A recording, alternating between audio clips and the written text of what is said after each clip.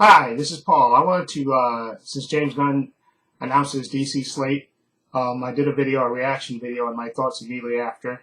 That's on my other channel. I'll link that in the description box if you want to check that video out. That's on my main channel.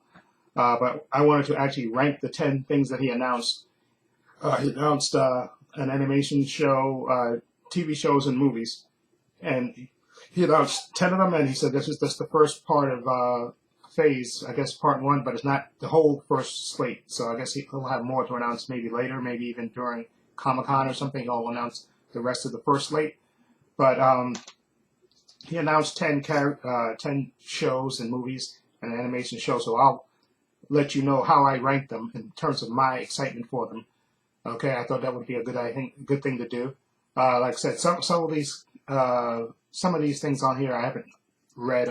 Some of the characters I know, but I haven't read the stories, and I actually might go back and read, get the comic books that they're based on. And I think that's a great thing about having James Gunn be in charge of the, because he's looking to the comics for inspiration, and to him the most important thing is the story. I think that's how we lucked out by getting James Gunn, because he knows how to make obscure characters relevant, and he loves a good story. And I loved his Suicide Squad movie. I thought that was fantastic. Way better than the other movie that got butchered to death. Okay, and I loved his Peacemaker show. And I'm a big fan of James Gunn in general, so I'm glad that he was one of the, especially on the creative side, to be one of the persons chosen to be co-leads of the new DC studios.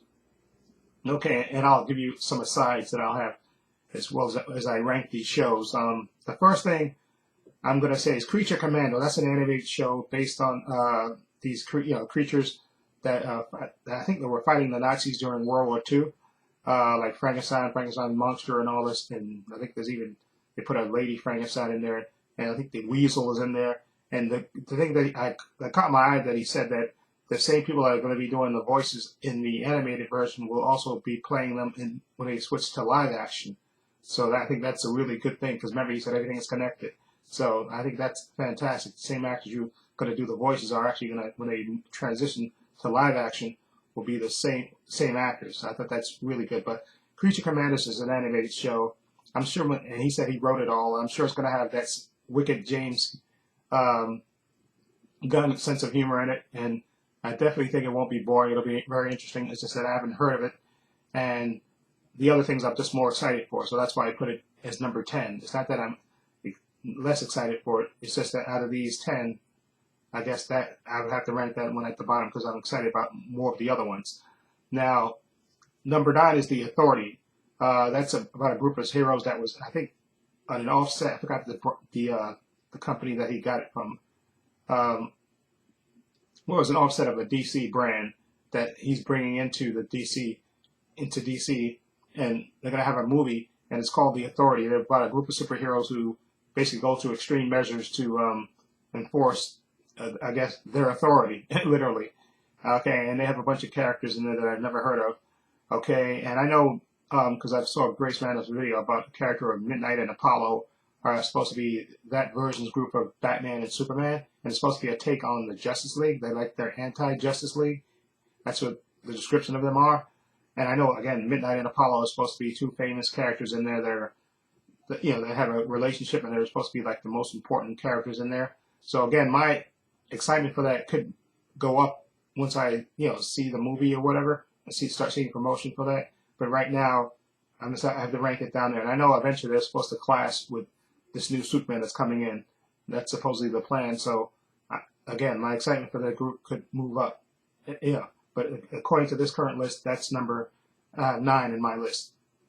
Now, number 8 on my list is Booster Gold. Now, Booster Gold, I've seen him in the animated shows and stuff, and I really like that character. I think and Skeets. I think that's that little robot, little AI that he has with him called Skeets. And again, love them in the animation, and I guess it depends on who they cast in live action to be Booster Gold. Now, somebody, the guy from Game Night, which I can't remember his name now, Billy Magnuson, that's his name, Billy Magnuson. You look him up, I think he would be the perfect Booster Gold, because if you look at that character in Game Night, he seems like that perfect type of character that's like this loser from the future who steals technology and travels back in time to be a superhero and stuff and wants to be loved. Okay, Billy Magnuson, I think, from what I've seen of him in various movies, I think he can play that character perfectly, and I think he would be perfect casting for that. Billy Magnuson, so that's why I put Booster Gold as 8. Like I said, I definitely seen that. I would love to see a Mr. Terrific TV show, and I think he may do that. That may be later down the line, because I know he's a big, I think James Gunn is a big fan of Mr. Terrific, so that may come later on the line, but Booster Gold would be my number 8 on this list. Again, I think Billy Magnuson would be the perfect actor for that part.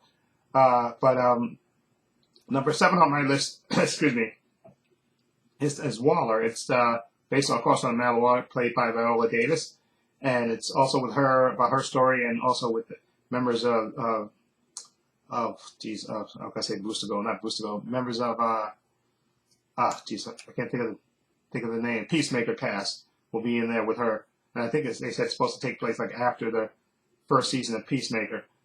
So I love Viola Davis as Amanda Waller. So, and it's written, I think, by the creators of Watchmen, the TV show, HBO show, and also Jamie Carver, who was the creator of the TV show of Doom Patrol, which I absolutely love. That was my all-time favorite DC TV show that's on right now.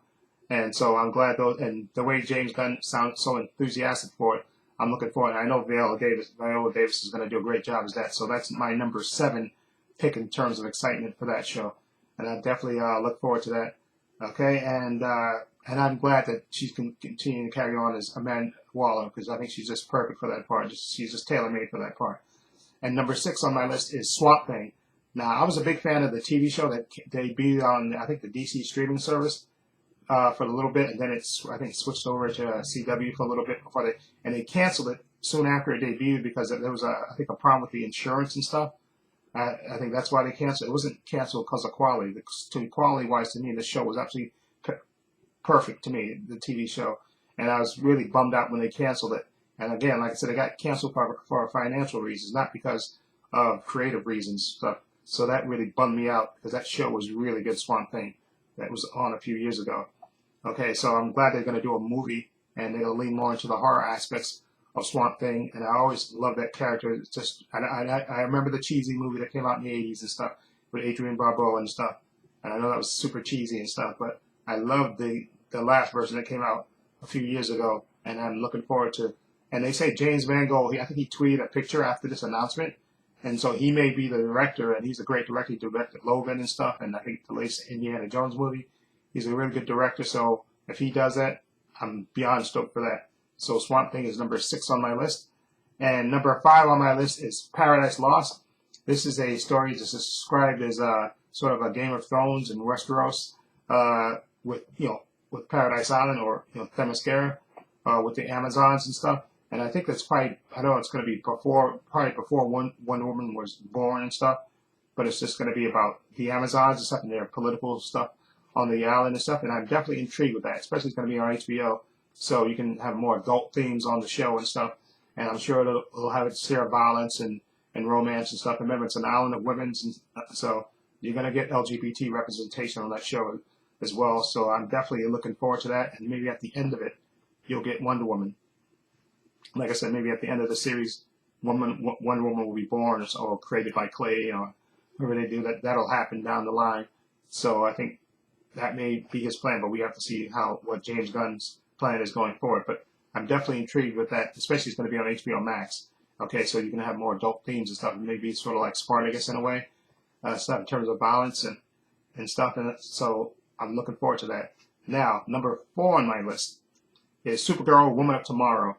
And I know that's another thing. It's based on a comic book that I haven't read about Supergirl, but her being living on a chunk of Krypton and various people in her life dying and all this stuff. And it's a very, from the description from James Gunn and other people who've read it, they sound it's really, really good. It's going to be like this grand epic sci-fi story that takes place in space with Supergirl, and I look forward to seeing that and who they cast for that. Now I know Sasha Calle is being Supergirl in the movie, the Flash movie, but I think they're going to recast for this Supergirl, Woman of Tomorrow.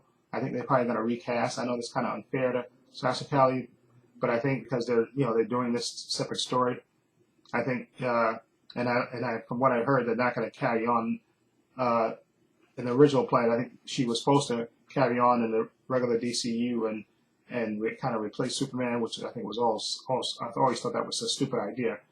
But from what I understand now, they cut out the cameos in the Flash movie. The Flash cameos that are in the movie, they're not going to lead to anything, of course, obviously.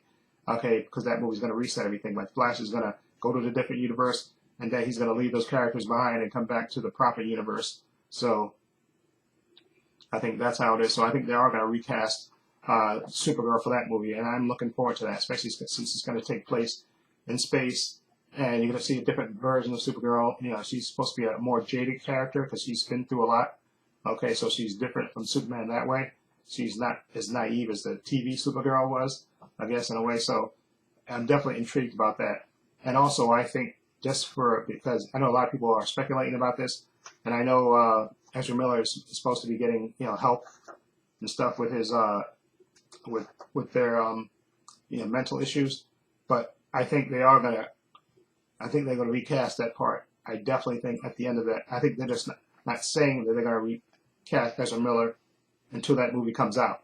Okay, and then after that, I think they are getting replaced. Okay, and I think that is definitely happening. Okay, I just think they don't want to. The producers, they want the movie to come out first before they replace Ezra Miller. They don't want to, I guess, bring more negative press to it. I think they just want to say that they're getting help and the movie comes out, it's a success or not a success, and then they're going to announce they're replacing him or them. So I think that's the way that's going to go. Okay, but just for an aside.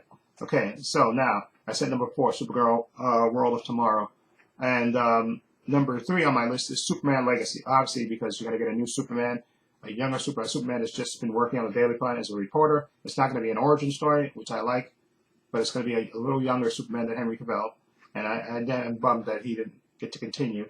But maybe they'll bring him along in maybe an elsewhere story, or if they do a big crisis story, they can bring him in as a different version of Superman. Okay, but I'm looking forward to this because you're going to cast a new actor. I think a new, probably a relatively unknown actor to be Superman.